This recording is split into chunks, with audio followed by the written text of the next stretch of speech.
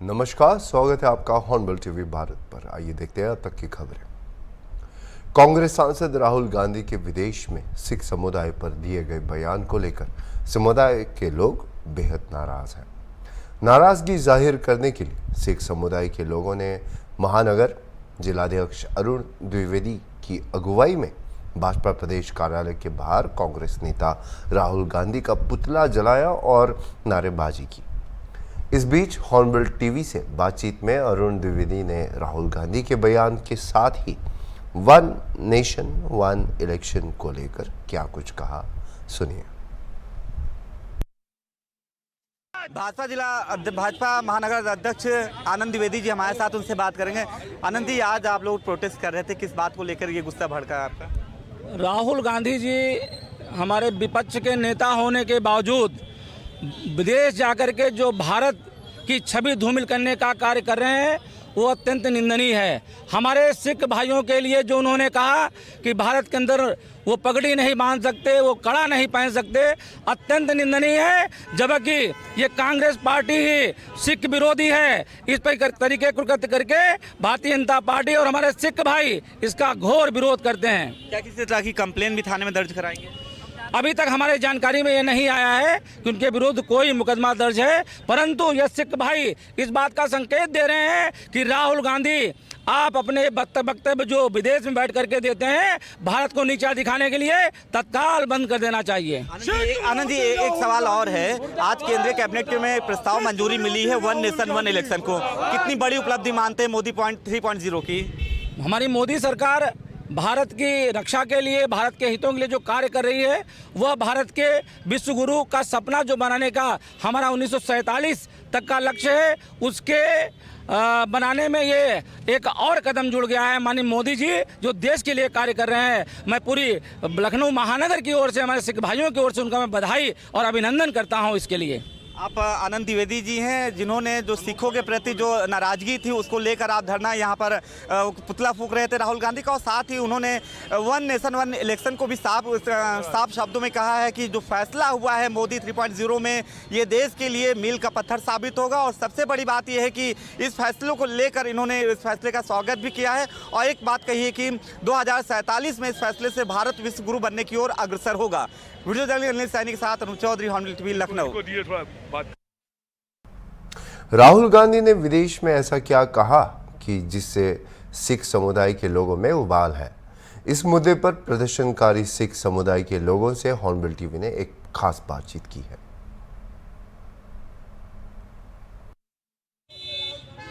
कांग्रेस नेता राहुल गांधी ने विदेश में एक बयान दिया है जिसको लेकर सिख कम्युनिटी बेहद नाराज है। उसी बयान को लेकर, राहुल गांधी के बयान को लेकर आज सिख कम्युनिटी के लोगों ने नाराजगी दिखाने के लिए, नाराजगी जाहिर करने के लिए राहुल गांधी का पुतला फूंका है और उनके बयान को लेकर बेहद आहत भी हैं जिस तरह से राहुल गांधी ने बयान दिया है। हमारे साथ मौजूद है सिख कम्युनिटी के लोग, उनसे बात करते हैं। सर, पहला नाम आपका? मैं सतपाल सिंह मीग, प्रवक्ता लखनऊ गुरुद्वारा प्रबंधक कमेटी। सतपाल जी, आखिर ये नाराजगी किस बात को लेकर है? आप लोग कह रहे हैं राहुल गांधी ने बयान दिया है विदेश में जाकर, ऐसा कौन सा बयान दे दिया जिससे आप लोग आहत हैं, नाराज हैं? पूरे देश के सिख समाज में राहुल गांधी के बयान से जबरदस्त आक्रोश, गुस्सा और रोष है। जो उन्होंने कहा कि भारत में सिखों को पगड़ी पहनकर और कड़ा पहनने की आज़ादी नहीं है या उनके ऊपर कोई पाबंदी है, ये घोर आपत्तिजनक है। आज़ादी के बाद ये पहली बार ऐसा हुआ है कि मोदी जी और योगी जी के राज में कि मुख्यमंत्री आवास में गुरबाणी के कीर्तन होते हैं, गुरु नानक जयंती मनाई जाती है और साहिबजादों की शहादत के बारे में, इतिहास के बारे में वहाँ पर समागम होते हैं। पगड़ी को, कड़े को, सिख समाज को माननीय मोदी जी ने और योगी जी ने इतना सम्मान दिया है और राहुल जी देश विरोधी बातें कर रहे हैं, समाज को बांटने की बातें कर रहे हैं और विदेशों में जाके, क्योंकि देश में उनकी कोई सुनता नहीं, इसलिए विदेशों में जाके वो जो घोर आपत्तिजनक बातें कर रहे हैं, पूरे देश का सिख समाज उनके इस बयान का घोर विरोध करता है और उनकी निंदा करता है। इसीलिए हम लोगों ने, लखनऊ के सिख समाज ने मिलकर यहाँ पर राहुल गांधी का पुतला जलाया।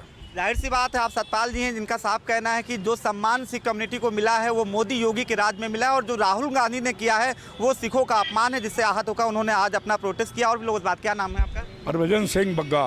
बग्गा जी, आप लोग आज नाराज, बेहद नाराज दिख रहे हैं। नाराज हैं, बेहद नाराज हैं। सिख समाज पूरा बेहद नाराज है कि कड़ा, कृपान, पगड़ी, ये तो सिखों का धर्म अधिकार है और इन्होंने वहाँ विदेश में जाकर कहते सिखों को आज़ादी नहीं है, पूरी आज़ादी है। बाकी हमारे भाई साहब ठीक है, सिखों को पूरी आज़ादी जैसा आपने कहा। सर आप क्या नाम है? मंजीत सिंह बग्गा। मंजीत जी, आप लोगों ने ये प्रोटेस्ट किया था, ऐसा क्या बयान दिया है राहुल गांधी जी ने? आज हम लोग सब एकत्र होकर राहुल गांधी जी का पुतला फूंक रहे हैं। उसकी वजह यही है, ये विदेशों में जाके हमारे देश की छवि, हमारे सिखों की छवि सब खराब कर रहे हैं। कृपाण, कंघा और ये अपना केश ये ना रखो, पगड़ी ना पहनो, इसका क्या तात्पर्य है? हमारे सिख भाइयों को जो है इतना आक्रोश है अंदर कि अगर ये और भी इस तरह के उल्टे सीधे अगर बयान देंगे तो ये आंदोलन हम लोग को और तेज करना पड़ेगा। जाहिर सी बात है, जो सम्मान मोदी योगी में सिख कम्युनिटी को मिला है वो सम्मान किसी और ने दिया, उस सम्मान को ठेस पहुंचाई है। जैसा आप लोगों ने कहा, राहुल गांधी जी ने विदेश में जाकर सिख कम्युनिटी का अपमान किया, जिसके विरोध में आज उन्होंने अपनी नाराज़गी जाहिर करने के लिए राहुल गांधी का पुतला जलाकर अपना विरोध दर्ज कराया है। वीडियो जर्नलिस्ट अनिल सैनी के साथ अनुज चौधरी, हॉर्नबिल टीवी, लखनऊ। प्रधानमंत्री के जन्मदिन 17 सितंबर से लेकर राष्ट्रपिता महात्मा गांधी की जयंती 2 अक्टूबर तक स्वच्छता ही सेवा अभियान के तहत यूपी सरकार के कैबिनेट मंत्री ओपी राजभर ने 15 दिवसीय शिविर का शुभारंभ किया।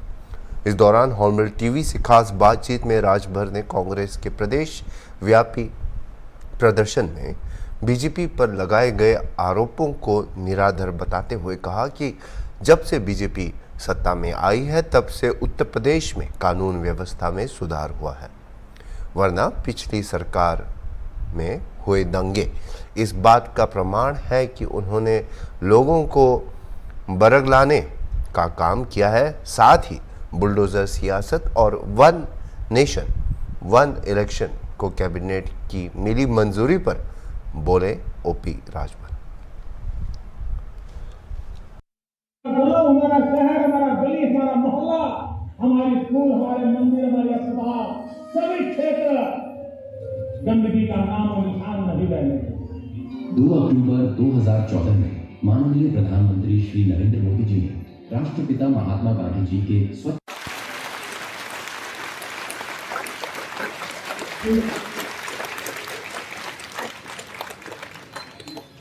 मैं चाहिए, मैं बता रहा हूँ कि आपको एक उसमें से 6% की हिस्सेदारी है।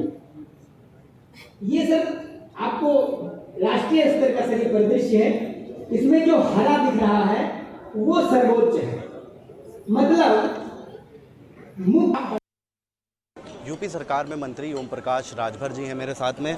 सर, आज आपके द्वारा यहाँ पे स्वच्छता मिशन का शुभारंभ किया गया है, क्या उद्देश्य है इस मिशन का, किस तरह से ग्रामीण क्षेत्रों में? राष्ट्रपिता महात्मा गांधी जी देश को आज़ाद कराए, राजनीतिक भागीदारी तो सबको मिल रही है। दूसरा उनका जो उद्देश्य था स्वच्छता और विकास, तो स्वच्छता को लेकर हमारे देश के प्रधानमंत्री माननीय नरेंद्र मोदी जी 10 साल से अभियान चलाते हैं। 15 दिन का गांधी जी की जयंती और प्रधानमंत्री जी के जयंती दोनों के बीच में 15 दिन का कार्यक्रम चलता है। उसका उद्देश्य है कि देश में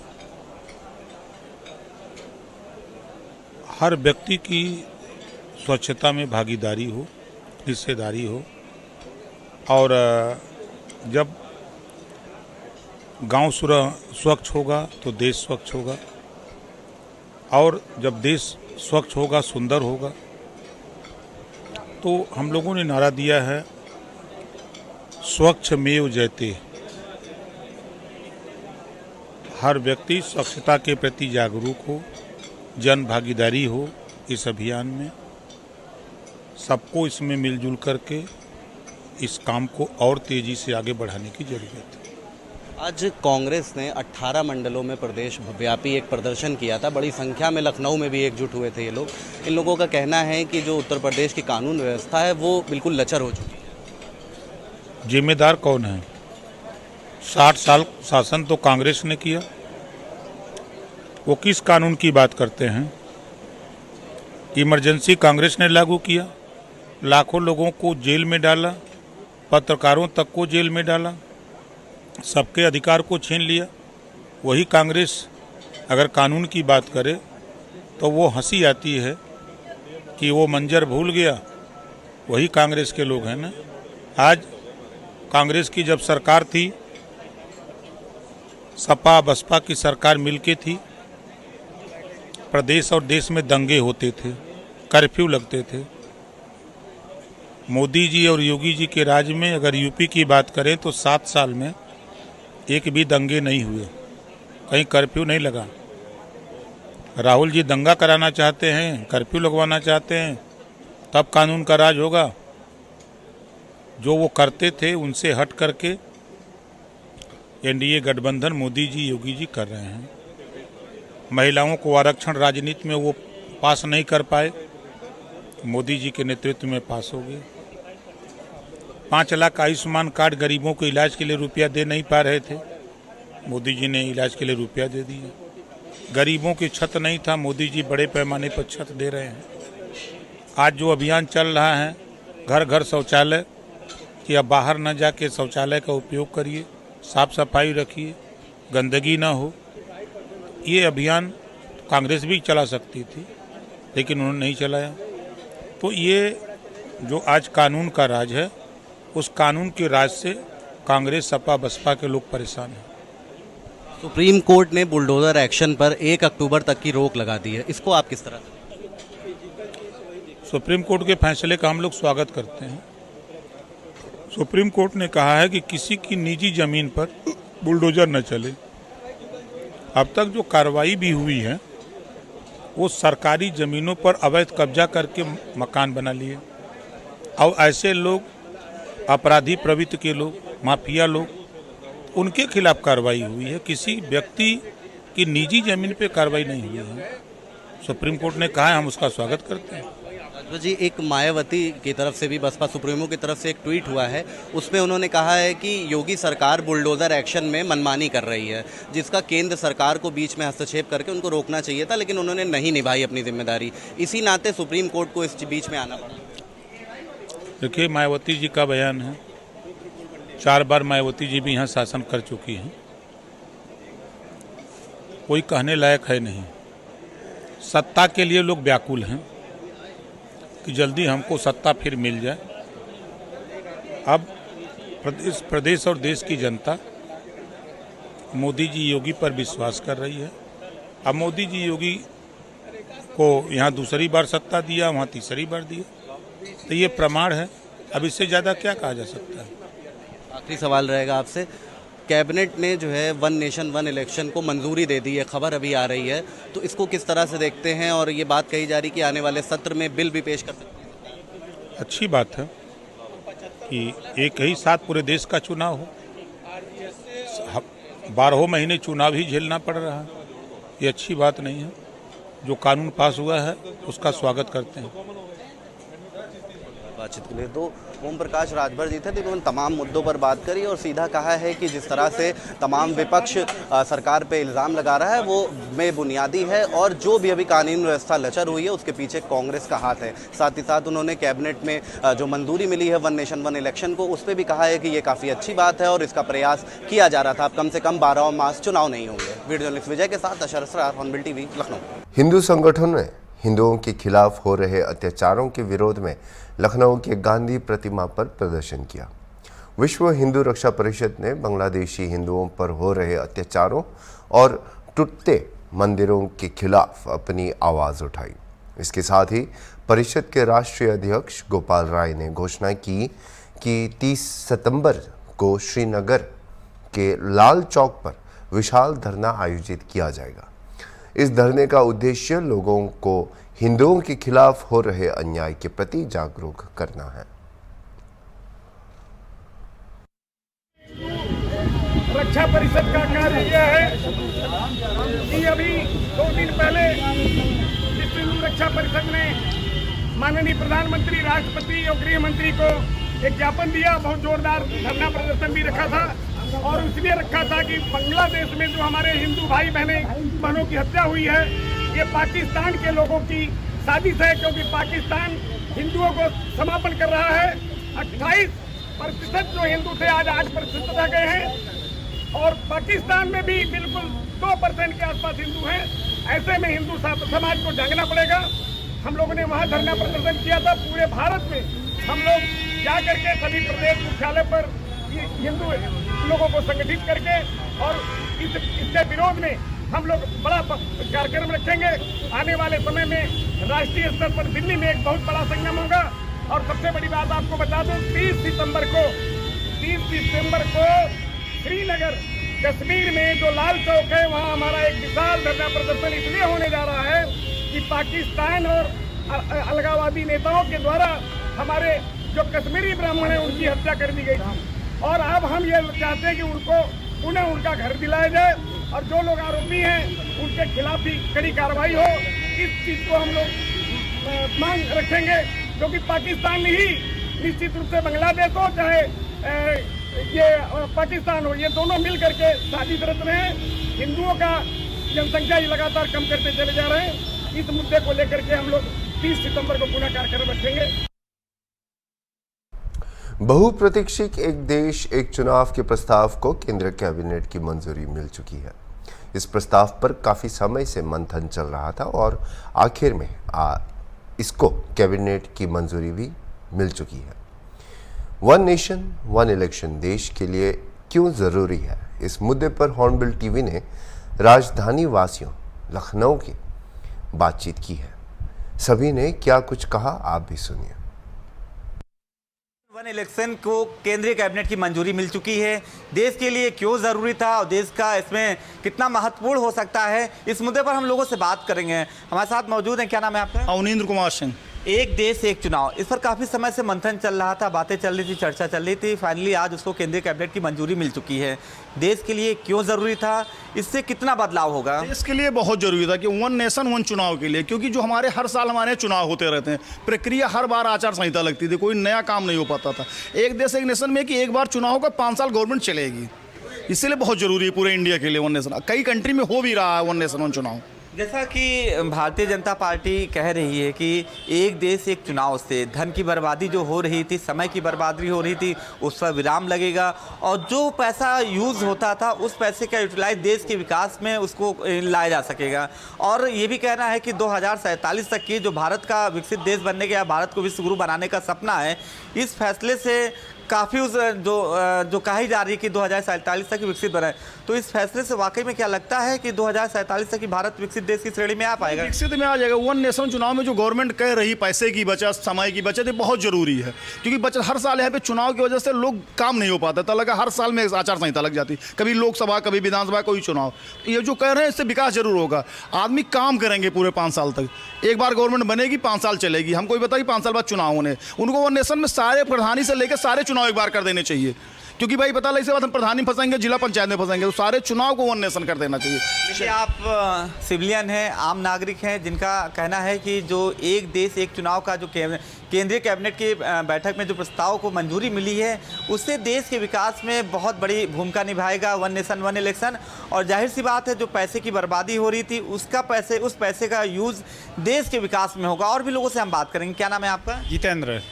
जितेंद्र जी, आज बहुत बड़ा ऐतिहासिक दिन कह सकते हैं, क्योंकि केंद्रीय कैबिनेट की बैठक में एक देश एक चुनाव के प्रस्ताव को मंजूरी मिलेंगी। कितना अहम है आज का दिन? यह ऐतिहासिक दिन है। इस दिन सबको मनाना चाहिए। जो पहली गलती हुई उसको भूल करके सभी पार्टियों को ये चाहिए कि एक देश एक चुनाव होना चाहिए, क्योंकि इससे क्या होगा, देश में बचत होगी। क्योंकि हमारे यहाँ ये होता था, संसदीय चुनाव खत्म होगा तो विधायकी चुनाव शुरू हो जाती है, उसके बाद प्रधानिक चुनाव होता है, जिला पंचायत शुरू होता है, पूरे साल चुनाव चलता रहता था। इससे नुकसान होता था और यह नुकसान कम किया जा सकता है और देश के यही पैसा देश के विकास में लगाया जा सकता है। देखिए, जो पैसा जो यूज़ होता था, तमाम तरह के चुनाव होते थे, कभी विधानसभा का चुनाव होता था, कभी सांसदीय का चुनाव होता था, कभी जिला पंचायत का चुनाव होता था, तो कभी नगर निगम का चुनाव होता था। लेकिन अगर इस जो वन नेशन वन इलेक्शन का जो प्रस्ताव जिसको मंजूरी मिली है केंद्रीय कैबिनेट को, ये कहीं ना कहीं देश के लिए ज़रूरी भी था, देश की मांग थी कि इस फैसले से देश का विकास होगा। और भी लोगों से बात करेंगे। क्या नाम है जी? नितिन कुमार सिंह। नितिन जी, जो आज फैसला केंद्रीय कैबिनेट की बैठक में लिया गया है, वन नेशन वन इलेक्शन, क्यों ज़रूरी था और आज का दिन कितना खास है? देखिए ये ऐसा नहीं है कि हमारे इतिहास में ये पहली बार ये निर्णय लिया गया। इसके पहले भी पूर्व में भी जो है 1983 में एक बार चर्चा हुई थी वन नेशन वन इलेक्शन की। उस समय संभावना नहीं बन पाई, बट जो डिसीजन आज गवर्नमेंट ने लिया है, ये जो बिल पास हुआ है, ये एक बहुत बड़ा मार्क है। आप समझ लीजिए इंडियन पॉलिटिकल एरा का में एक बहुत बड़ा मार्क है। और हमारे विश्व देश मतलब वर्ल्ड के अंदर में और भी कंट्रीज़ हैं जहाँ पर वन नेशन वन इलेक्शन का प्रोविज़न है। कई बेनिफिट्स हैं। अगर आप बेनिफिट की अगर बात करते हैं, आपका लॉस मतलब manual loss, economical loss, time lap save. फिर सबसे बड़ी बात यह है कि जब भी चुनाव होता है, मोड ऑफ कंडक्ट इशू हो जाता है, तो उसमें कोई काम नहीं हो पाता है, तो पता चला कि सरकारी तंत्र भी धीमी जाती है और उसका इम्पैक्ट पूरा मार्केट पे पड़ता है, जिसकी वजह से मार्केट भी स्लो डाउन पे रहता है। ऐसा हम लोगों ने फील भी किया हुआ है। तो अगर ये लागू किया जा रहा है, ये वन स्टेट वन नेशन, ये पूरी तरीके से हित में है, सरकार के हित में है, देश के हित में है, देशवासियों के हित में है। क्योंकि एट लास्ट जो पैसा उसमें लगता है, शासन सरकार जो पैसा लगाती है चुनाव में, वो कहीं ना कहीं से आपका हमारा ही पैसा होता है। वो गाड़ी कमाई होती है जो हम आप कमा करके टैक्स के रूप में सरकार को देते हैं। तो ये बहुत बड़ा मार्क है, बहुत ही अच्छी डिसीजन है। इसको बहुत पहले ही इम्प्लीमेंट हो जाना चाहिए था, जहाँ तक मेरा अपना मानना है। और कहीं से भी अगर इसके विपक्ष में कोई अगर है, तो मुझको नहीं लगता कि वो आदमी कहीं से भी विकास का पैरोकार होगा। तो जाहिर सी बात है, जो वन नेशन वन इलेक्शन को आज जो मंजूरी मिली है, इससे देश का विकास होगा। और तमाम तरह के लोगों जो जिनसे बात की, उन्होंने अपने अपने तर्क दिए कि ये कितना ज़रूरी था, क्यों होना चाहिए था। और सभी लोगों का एक मत में कहना, एक सुर में कहना कि जो फैसला आज केंद्रीय कैबिनेट में लिया गया है, वो फैसला बहुत पहले ही लिया जाना चाहिए था, ताकि अब तक देश का कहीं जो देश का विकास है, देश के विकास में और भी कई तरह की चीज़ें, कई तरह की बातें जुड़ती, कई तरह की चीज़ें जुड़ती। फिलहाल जो फैसला आज जो लिया गया है केंद्रीय कैबिनेट की बैठक में, वो देश की तरक्की के लिए आने वाले समय में मील का पत्थर साबित होगा। वीडियो जर्नलिस्ट अनिल सैनी के साथ अनूप चौधरी, हॉर्नबिल टीवी लखनऊ। अभी के लिए इतना ही, और खबरों के लिए आप देखते रहिए हॉर्नबिल टीवी।